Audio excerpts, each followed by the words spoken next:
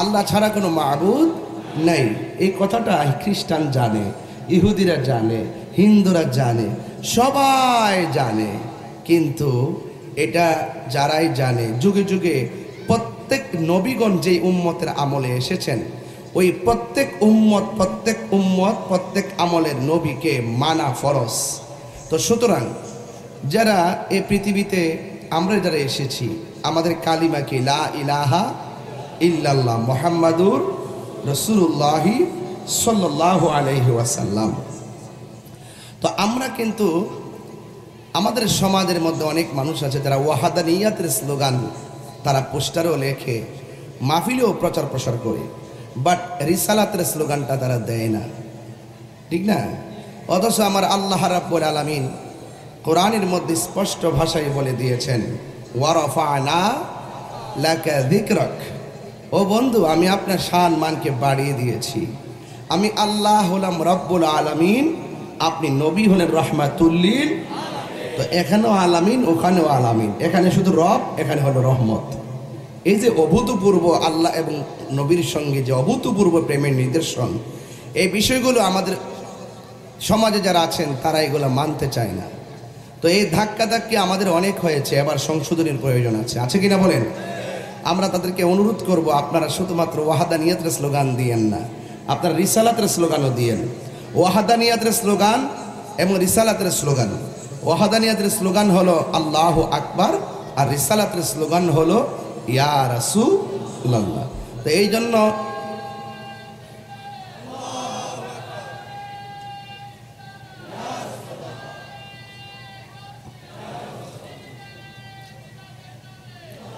তবে আপনারা আমাকে বিষয় দিয়েছেন, সুন্দর বিষয় দিয়েছেন, শান রিসালাত। এই শান রিসালাত আমার নবীর শান, আমি এই অধম এই মুখে কি বলবো? স্বয়ং রব যার শান মান বাড়াইছেন, কতটুকু বাড়াইছেন আমরা কি জানি? আরো যারা আমরা কি জানি? আমরা জানি না। এই জন্য আমরা যদি নবীর শান বলি, আমাদের সম্মান বাড়বে, আমাদের সম্মান। আর আমরা যদি নবীর শানের বিরোধিতা করি, তাইলে মনে রাখবেন আমরা হেয় প্রতিপন্ন হব।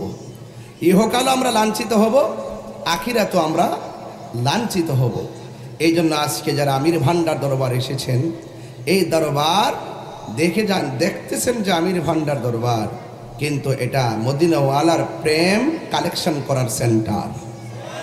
কথা বলেন ঠিক কিনা বলেন?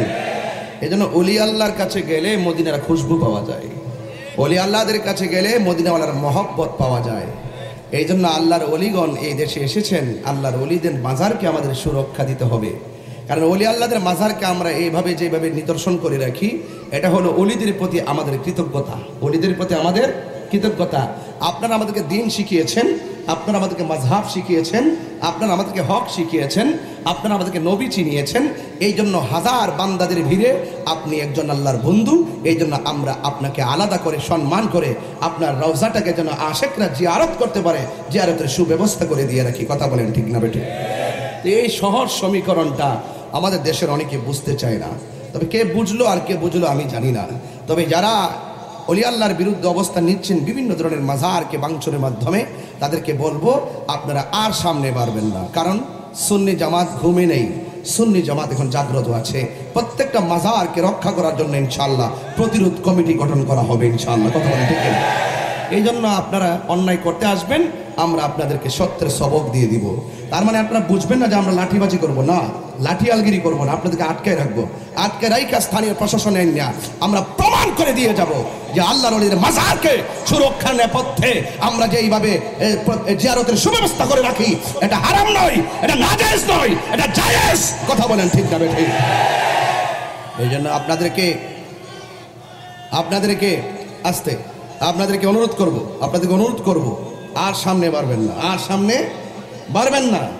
এই জন্য এই দেশে মসজিদ হওয়ার আগে খানকা হয়েছে, মসজিদ হওয়ার আগে কি হয়েছে? এমন এক সময় গেছে আকিকা দেওয়া যেত না, এমন এক সময় গেছে সন্তান ছেলে হলে আকিকা দেওয়া যেত না, কারণ আকিকা দিতে গেলে পশুর গলায় ছুরি চালিয়ে আল্লাহু আকবার বলতে হবে। এই আল্লাহু আকবার ধ্বনি দেওয়াটা এমন একটা কঠিন ছিল। সেই জায়গায় আল্লাহর ওলিগণ এই দেশে এসে খানকা সাজিয়ে উদউ ইলা সাবিলি রাব্বিকা বিল হিকমাতি ওয়াল মাউইজাতিল হাসানা, অত্যন্ত কৌশলে, হিকমতে, অত্যন্ত দৃঢ়তার সাথে, ধৈর্যের সাথে, আন্তরিকতার সাথে, হিকমতের সাথে ওই মদিনা ওয়ালার প্রেম মানুষের হৃদয়ে ঢেলে দিয়েছেন ব্যবহারের মাধ্যমে। কথা বলেন ঠিক? আজকে আপনাদের ব্যবহার শুনলে কুত্তাও পর্যন্ত ভয় পায়। কথা বলেন ঠিক না বেটি? ব্যবহার এত নোংরা হতে পারে, এত নোংরা হতে পারে, কার্যক্রম পশুর চাইতে নিকৃষ্ট হয়ে গেছে। পশুর চাইতে নিকৃষ্ট না হলে একটা মানুষ খারাপ হোক, মারা যাওয়ার পরে কবরের ভিতর থেকে তার লাশ পুরাইতে পারত না। কথা বলেন ঠিক কিনা? পশু হয়ে গেছে। এই জন্য মানুষ আশরাফুল মাখলুকাত, আবার মানুষ পশুর চাইতে নিকৃষ্ট। এদের কথাই বলেছে যাদের চরিত্রের কাছে লাশ পর্যন্ত নিরাপদ না। বড় করে বলুন, বড় করে বলুন। তো নবীর প্রেম যদি হৃদয়ে রাখতে চান, শাহজালাল ইয়ামানি রহমাতুল্লাহ আলাইহির মতন রাখেন। নবীর প্রেম যদি রাখতে চান, আল্লামা সৈয়দ আবু সৈয়দ শাহ আমির ভান্ডারীর মতন হৃদয়ে নবীর প্রেম রাখেন। তাহলে দেখবেন আপনি দুনিয়ার থেকে চলে যাওয়ার পর আপনার কদর আরো বেড়ে যাবে। টাকা যত থাকে বন্ধুর সংখ্যা বাড়ে, টাকা যখন কমে যায় বন্ধুর সংখ্যা কমে যায়। আর বেলায়েত যখন থাকবে হৃদয়ের মাঝে, রিসালাত যখন থাকবে হৃদয়ের মাঝে, তাসাউফ যখন থাকবে হৃদয়ের মধ্যে, তাসদিক যখন থাকবে হৃদয়ের মাঝে, সুফি দর্শন যখন থাকবে হৃদয়ের মাঝে, আপনি চলে যাওয়ার পরেও আপনার রওজা জিন্দা থাকবে। Right, right. বলুন, আমরা ওলি আল্লাহদের সাথে সম্পর্ক রাখতে চাই কি চাই না? আমাকে রিসালাত দিয়েছেন, আমি ওই কথাটাই বলতে চেষ্টা করব। বান্দা কখনো বন্ধু হয়ে যায়। আরে আমিও বান্দা, আপনিও বান্দা। হযরত শাহ সৈয়দ মোহাম্মদ আবু সৈয়দ শাহ আমির ভান্ডারী রহমাতুল্লাহ আলাইহি তিনিও বান্দা। কিন্তু বান্দা এবং বন্ধুর মধ্যে পার্থক্য কি? তিনি জবাব দেন, আমি আমার জীবনটাকে তুচ্ছ মনে করেছি, আমি আমার সম্পদকে তুচ্ছ মনে করেছি, আমি আমার টাকা পয়সাকে তুচ্ছ মনে করেছি, আমি আমার মোস্তফাকে শ্রেষ্ঠ মনে করেছি। তাহলে এই যে সিলসিলা, এই যে সবক আমাদের হৃদয়ে ধারণ করা দরকার আছে কিনা? পৃথিবীর সব পায়ের নিচে ফেলে দিব, মোস্তফাকে আমাদের হৃদয়ে সিংহাসন বানিয়ে দিব। রাজি আছে কিনা বলেন? কারা কারা রাজি আছেন দুই হাত তুলে দেখাবেন ইনশাআল্লাহ।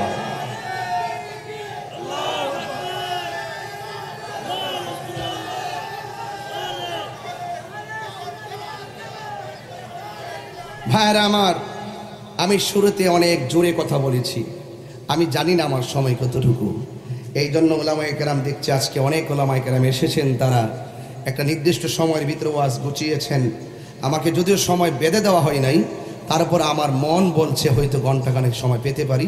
যেহেতু দূরের মেহমানরা এসেছেন, তাবারক গ্রহণ করবেন, পীর সাহেব হুজুর আসবেন, আপনাদেরকে নসিহত করবেন, তালিম দিবেন, তারবিয়াত পরিবেশন করবেন। সেই সবগুলো কার্যক্রম যেন ফজর আগেই শেষ হয়, আমরা চেষ্টা করব কিছু কথা বলার জন্য। বলুন, আওয়াজ করে বলুন, নবীর সম্মান বাড়িয়েছেন কে? এই মৌলবী, কতটুকু বাড়িয়েছে? আমাকে সীমানা দাও। আর আবার আলা হযরত বলতেছেন, সীমানা কি দিবে? জিসকা কোই সানি নেহি वो नबी हमारा है, मुस्तफा की आजमत का হাদ হে না কিনারা হে। নবীর আজমত, নবীর সম্মান, নবীর তারিফ এত বেশি বাড়িয়েছেন আমার রব, যার সীমানা, যার সীমানা। তাইলে আজকে আমরা এই অল্প সময়ে নবীর তারিফ কি করব, নবীর গুণগান কি করব? যতটুকুই করব হৃদয় থেকে শুনব, যতটুকুই করব হৃদয় থেকেই করব। আল্লাহ যেন আমাদের সকলকে জীবনে একবার হাবিবুল্লাহর জিয়ারত নসিব করে, বলুন আমিন। গভীর মনোযোগ আমার যুবক ভাইয়েরা, বেশি লম্বা চূড়া নয়, শুধুমাত্র বলে দিয়ে যায় আমার আল্লাহ রাব্বুল আলামিন নবীর ক্ষেত্রে বলেছেন, ওয়া মা আরসালনাকা ইল্লা রাহমাতাল লিল আলামিন। আল্লাহ রাব্বুল আলামিন নিজের ক্ষেত্রে বলেন, আলহামদুলিল্লাহি রাব্বিল আলামিন, আমার নবীর ক্ষেত্রে বলেন ওয়ামা আরসালনাকা ইল্লা রাহমাতাল লিল আলামিন। শুরু হয়ে গেল আমার নবীর শানের আলোচনা, শুরু হয়ে গেল আমার নবীর রিসালাতের আলোচনা, আমার নবীর সম্মানের আলোচনা।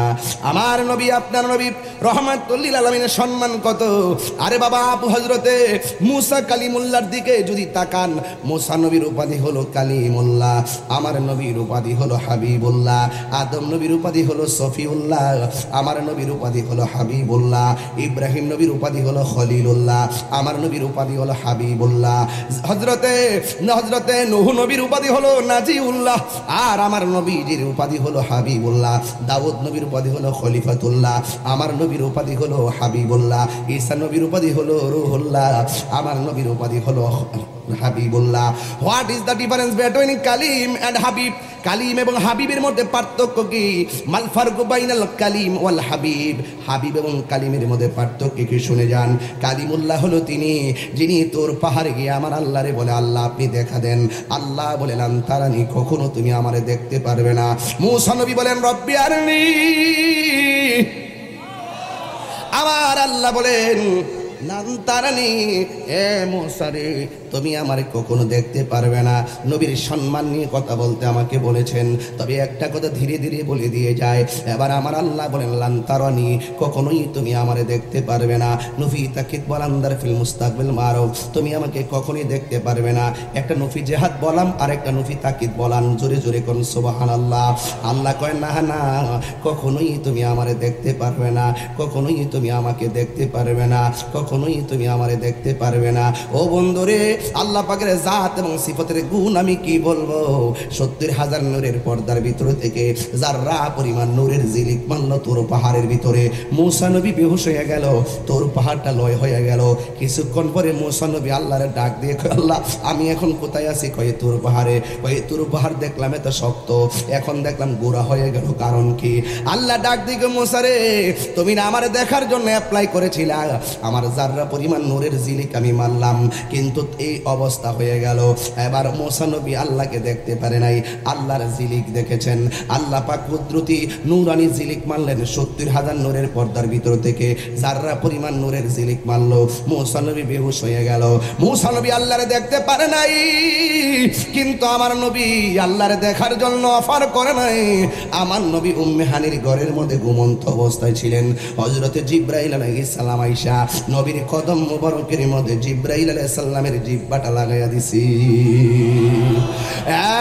বন্ধুরে, জিবরাইল আলাইহিস সালাম কদম মুবারকের ভিতরে জিবরাইল যখন জিহ্বাটা লাগাইছে, আল্লাহ রাব্বুল আলামিনের হাবিব ডাক দিয়ে বলে, জিবরাইল রে তুমি মুআল্লিমুল মালাইকা, তুমি কেন আমার কদম মুবারকের মধ্যে জিহ্বাটা লাগাইলা? জিবরাইল বলে, নবী গো, নবী গো, ও মায়ের নবী, আল্লাহ আমারে পাঠাইছি আপনাকে ধুলার মতো সাজাইয়া আল্লাহর দিদারে নেওয়ার জন্য। এবার দেখেন তো নবীর সম্মানটা কত বেশি রে। 1,24,000 পয়গাম্বর সরাসরি আল্লাহকে দেখার অফার পায় নাই, আর আমার নবী আল্লাহকে দেখার অফার পাইছে। আল্লাহ রাব্বুল আলামিন হাবিবকে ডাক দিয়া